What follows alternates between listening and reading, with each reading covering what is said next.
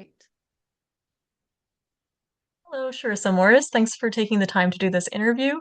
Our first question is about Conservation Leadership Week. What stood out to you about talking with students during Conservation Leadership Week? Thank you for asking. I had been invited a few times, so there are different memories that all sort of blur together. But what's consistent amongst all of the groups, um, apart from it being Conservation Week with young leaders, up and coming leaders, that's always super inspiring to be around youth and hope and seeing bright eyes all around, people who are terribly engaged in the work that they're doing that just had a phenomenal experience and they're coming sort of in the midst of that in front of me. And it's wonderful to feel the excitement in the room. Um, they consistently across all of my experiences,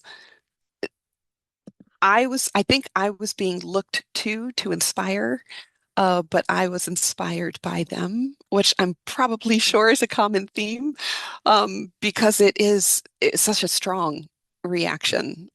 You have these brilliant minds in front of you, and you give them a little bit about yourself and your journey, and then they turn around and start asking these super thought-provoking questions, like not simply follow-ups to the material that I just gave them, but questions that you could tell in many cases it had been on their minds, whether for a short time because they just explored something and they drop a question that they think is simple, when in fact it's the depth to the questions was impressive. And there are some answers that, I've been asked a similar question before, and it just rolls right off my tongue because it's something that I think about all the time too. But then there are always those zingers that come out and sort of catch me by surprise. And the, they make me think about my experiences and my career in ways that I hadn't already thought about.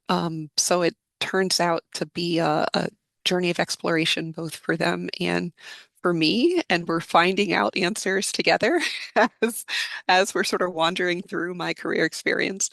And several times I recall looking back and thinking, gosh, I never really thought about my experience in the way that I now do, had it not been for the way that that individual had asked that question, and had it not been for the prodding, um, if they wanted to learn more about something.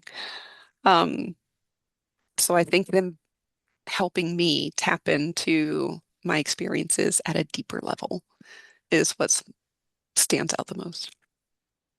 Great. Thank you so much. And elaborating on that a little further, how did those conversations shape the way you think about your role in the field or about what early moments of support and openness can make possible? Mhm. Well, I think the conversation about a conservation career and what it could be, um, I think this experience with Doris Duke sets it off on the right foot.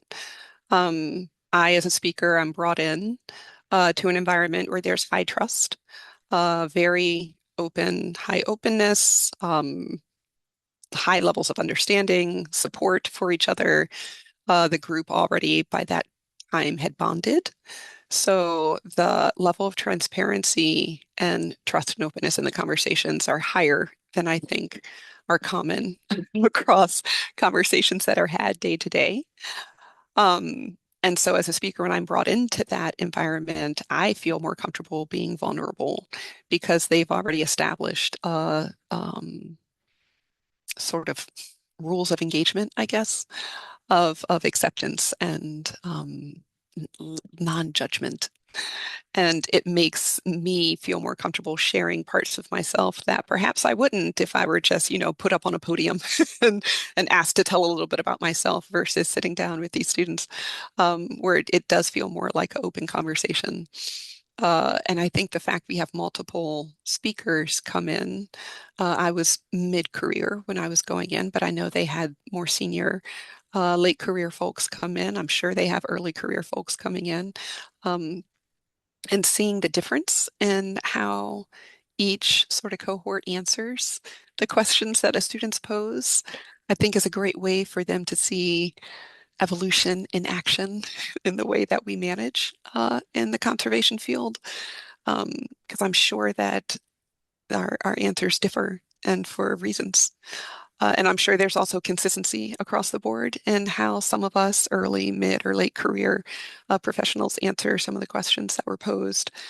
And I think that provides equal insight into what's truly a lasting part of conservation culture. But I wouldn't expect too much consistency. Um, just because people are different and experiences are different, and especially in wildlife or conservation management, experiences are different. And what I would hope is that the students would learn um, how much flexibility exists within the conservation field and how much of a change you can make even as one individual.